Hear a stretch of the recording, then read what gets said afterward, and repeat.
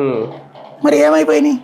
డిపోలకి మెకానిక్లు పెడితే వీళ్ళు తింటున్నారు, ఉమ్, ప్రైవేట్ వాడికి ఇస్తే ఇంత డబ్బులు వేస్తాడు, అయిపోయా కథం.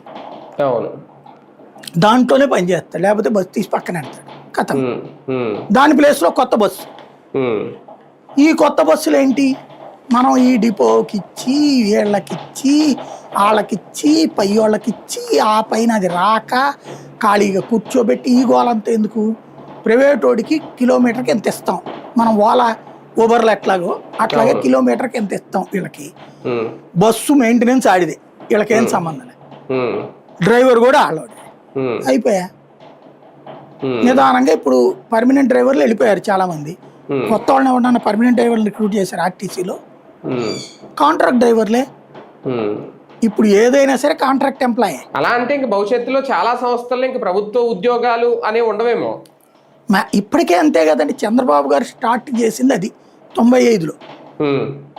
ఇప్పటికి చాలా విభాగాలు అట్లాగే అయిపోయినాయి కదా. అప్పుడు ఇంకా జాబ్ క్యాలెండర్లు, ఉద్యోగాల కల్పన, ఈ హామీలన్నీ ఎలా నెరవేరుతాయి సార్?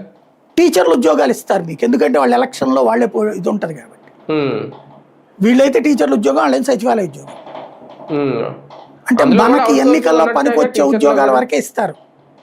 ఉమ్, మనకి ఎన్నికల్లో పనికొచ్చేది వరకే ఇస్తారు. టీచరు, పోలీసు ఉద్యోగాలేమో టీడీపీ వాళ్ళు ఇస్తారు. ఉమ్. సచివాలయ, రెవెన్యూ అట్లాంటి వాటిలో వాళ్ళు ఇస్తారు వైసీపీ వాళ్ళు. అంతే.